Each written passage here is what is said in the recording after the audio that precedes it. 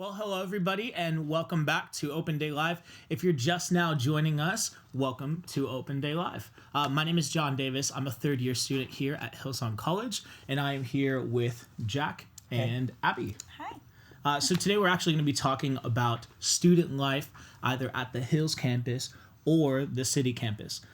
So, Abby and Jack, tell us a little bit about yourselves, starting with you, Abby. I'm a third-year student. I'm from Arizona. Awesome. Tucson. Lived in Phoenix for like 4.5 years. But Cool. yeah, I studied vocals my first 2 years of college.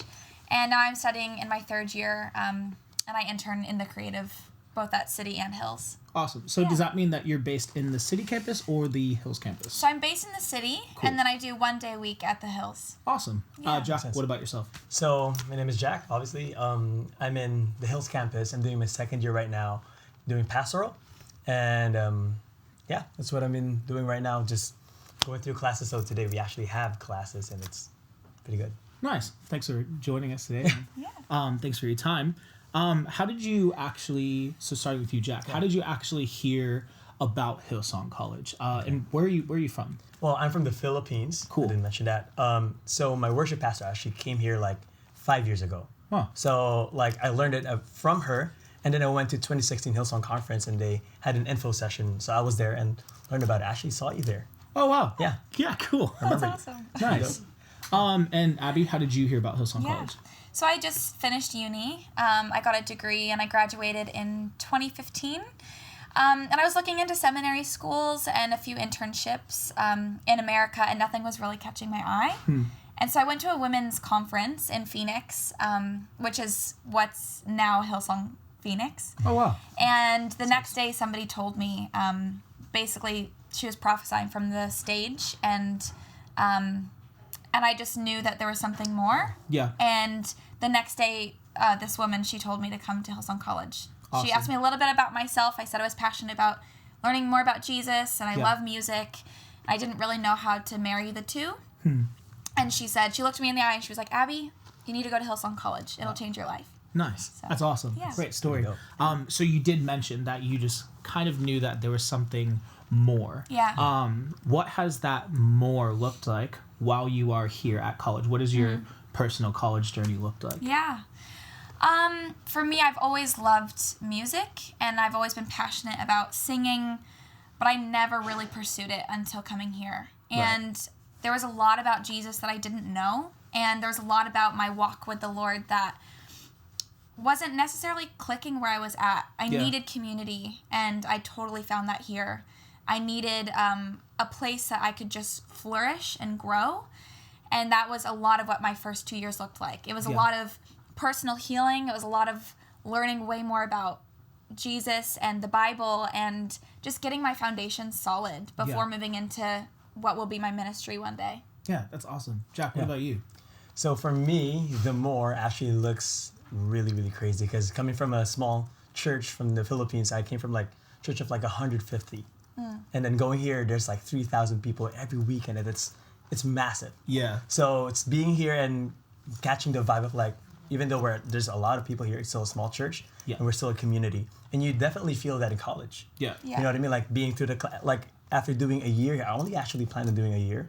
And after doing that, God's like, hey, there's a lot more for you in second year. Yeah, wow. I'm like, okay, sure. Like I'll do that. And sure enough, like for the past 4 months I've been here, it's just been crazy.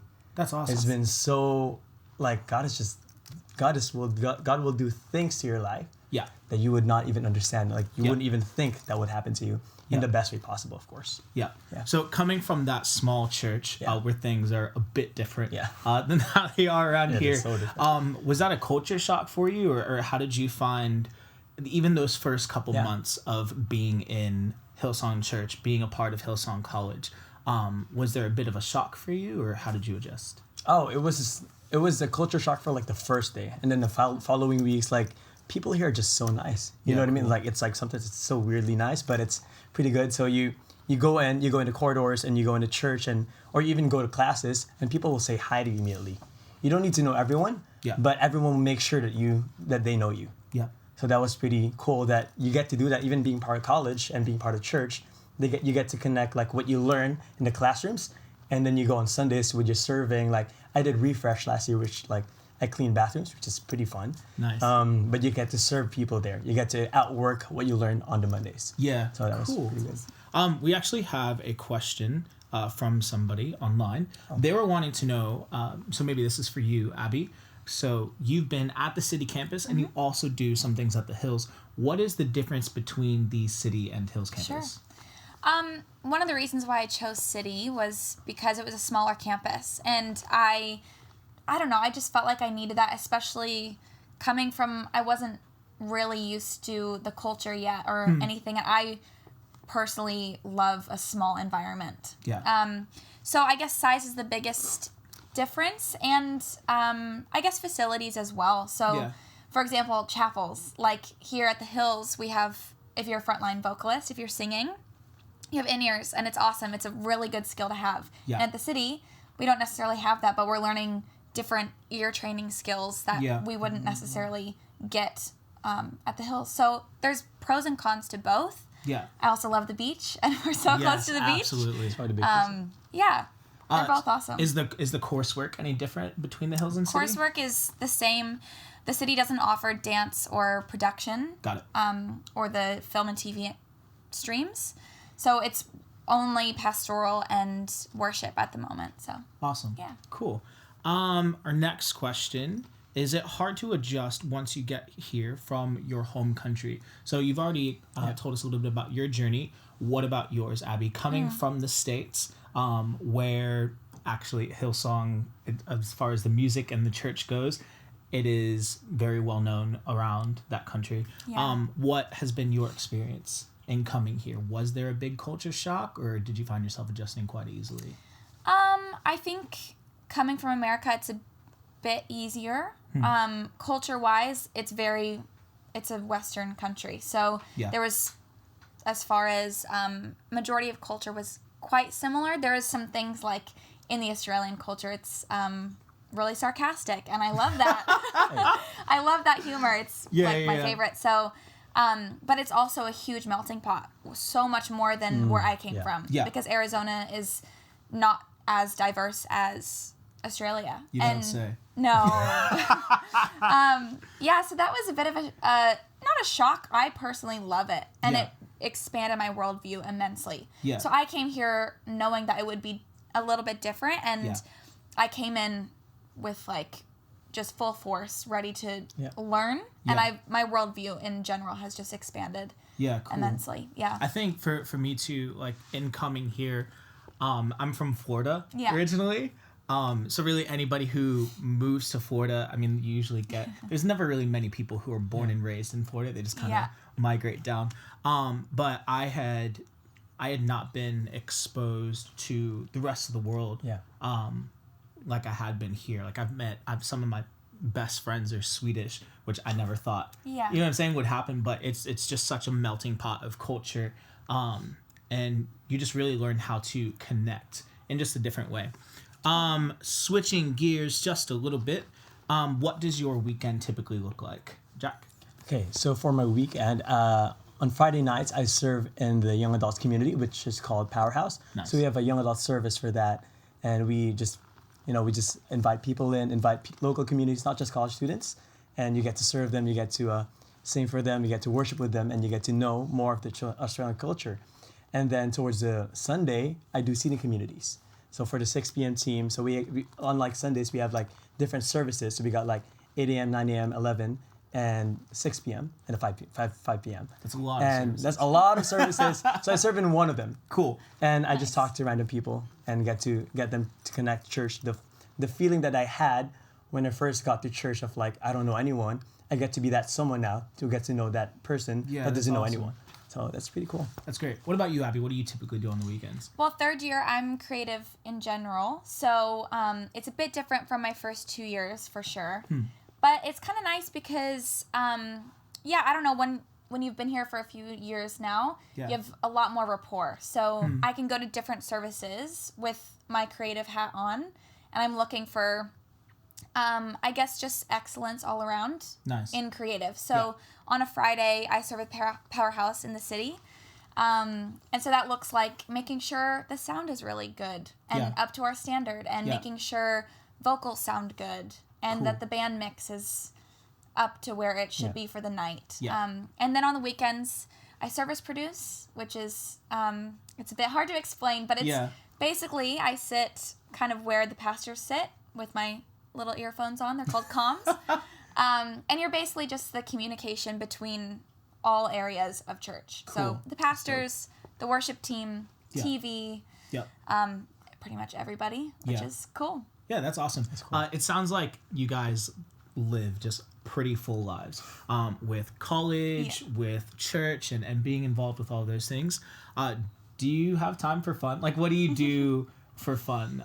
Is there anything to do around here on the weekend or any given like Friday night or anything like that? Abby? Sydney's super boring. I'm kidding. I'm sure. It's the best. I love Sydney.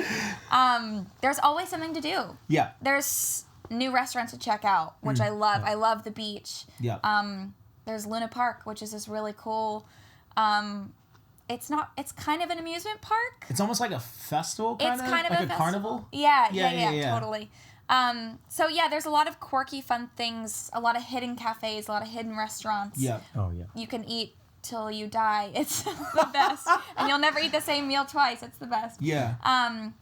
But yeah, you definitely have time if you make time. Yeah, it's just whatever you're prioritizing, really. Yeah, for sure. So if it's watching movies with your friends, I do that all the time. Yeah.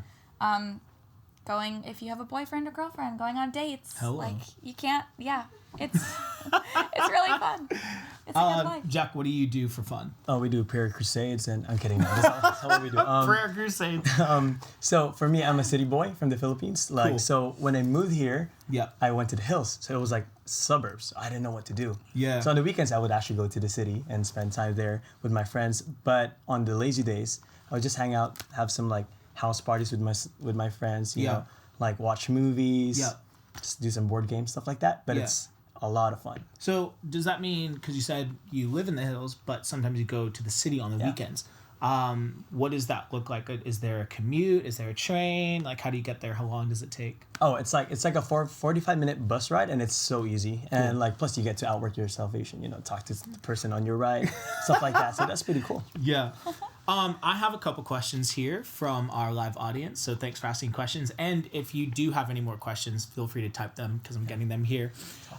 Susan Ramos asked, I just finished high school and turned 18. I would love to be a student in Hillsong College, but I'm a little scared of maybe being too young. What advice would you give to people that maybe feel a bit too young? Abby?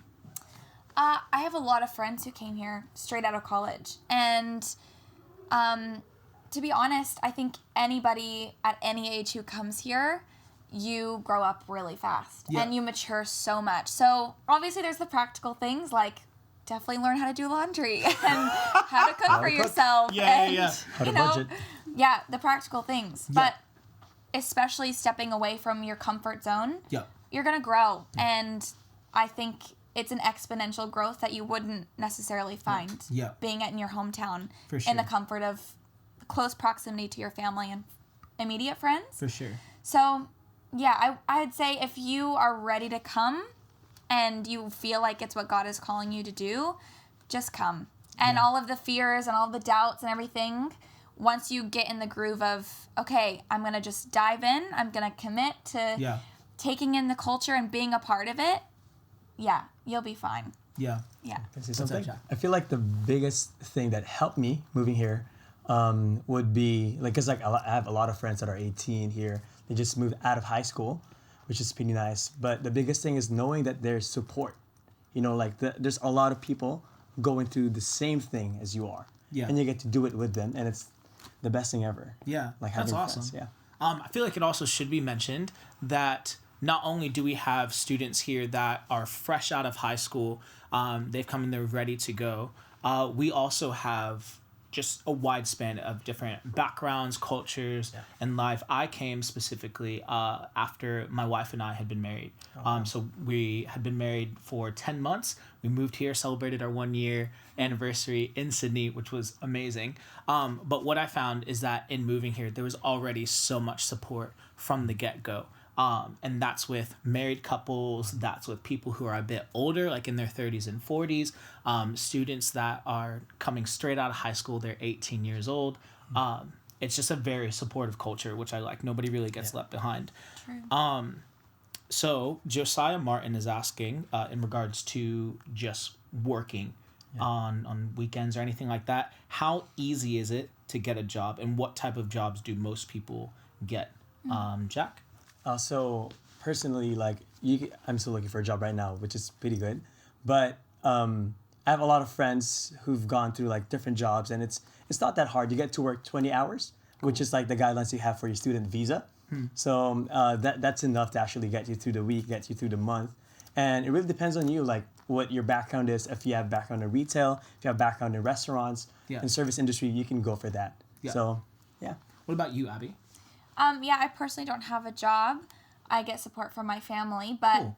I would say 90% of my friends have all worked and supported themselves fully through college. Yeah. So you get at least one day a week off where you can make that your work day. Yeah. And usually, I mean, you're probably not going to work the full however many hours you're awake, so you'll get some time with your friends. But yeah, it's totally doable, and there's different places that pay different. So maybe on a weekend, their rates are a bit higher than what you get paid, so you get way more money for your hours. And there's ways to work it out. Yeah. Always. So just to clarify, so when I first got here, I didn't have a job starting out because I just went through and started filing out applications like crazy. And then when I did get a job, I first started working at a cafe, between washing dishes, making coffee, and just running the plates to people. And then after that, I ended up working at a frozen yogurt shop, which is super random. But yeah, I found it pretty easy to get a job. And the thing is the college schedule is actually built up to where you can work 20 hours a week part-time. So you could either work a full day on a weekend, or you can work half days, or you can work at night. And then I also was able to work full-time during any time that we had a student break. So some of our student breaks last a week, some of them last 2 weeks, and during those breaks, you're actually allowed to work full-time, which is great. Another question here from our audience. We're getting so many questions, so thank you. Just keep throwing them in. Here it is. How many days are you involved in lectures and college life apart from serving on a Sunday? Abby. It depends on what year you're in, but so first year you go to school Monday to Thursday, and it depends on your stream as well. When I was in vocals, I did pretty much a full day of workshops on Monday. Cool. And then lectures Tuesday, Wednesday, Thursday. Can you tell me what a workshop is? Yeah, so if you're in the worship stream, I don't know how it is at the Hills if you have other streams that do this, workshops. No, I think it's just the creative stream, yeah. So depending on what your focus is, so mine was vocals. So we would come in on, I think it was our first week, we had evaluation day. And you're basically, it's not an audition. They're just testing to see where you're at. Like, how's your blending with other vocalists and just where you're at in your vocal journey. Yeah. So, workshops, you're learning your practical skills with your instrument.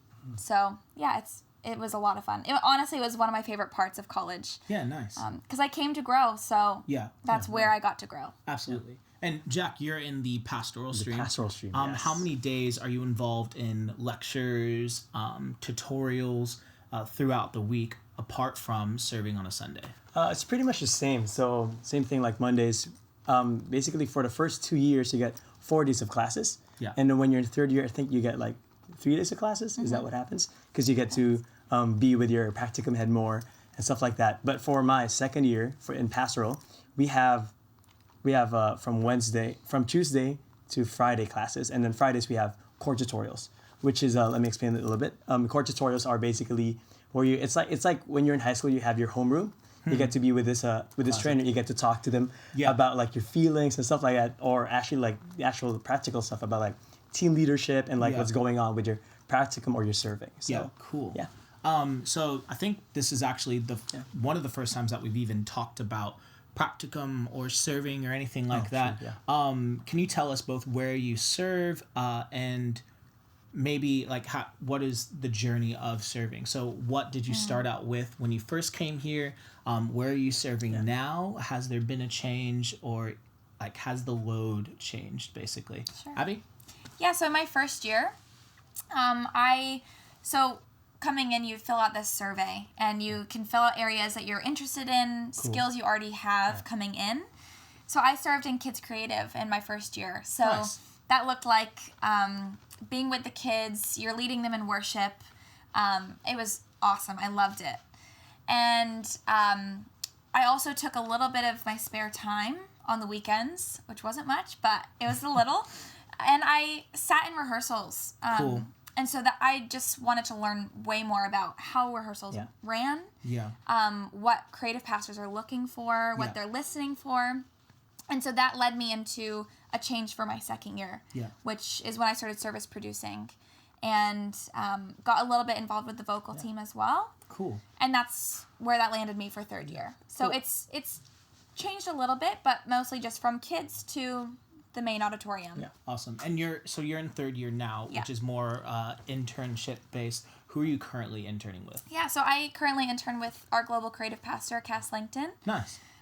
So yeah, it looks like a lot of different things because she is a very versatile, very busy, incredible pastor. So that looks like spending time with maybe her and her family a little bit, and seeing how she does family and church well. That's awesome.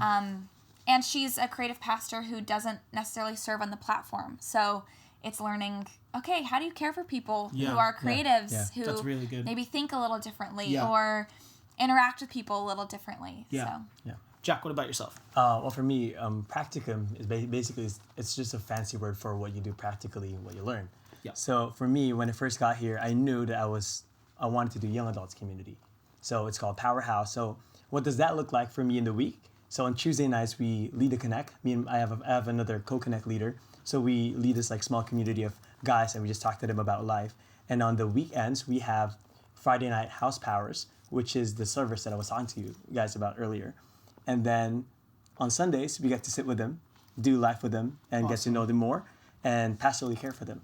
And that's what's been going on with Powerhouse. Yeah. Yeah, awesome. I know for myself, it was a bit of a like roundabout journey.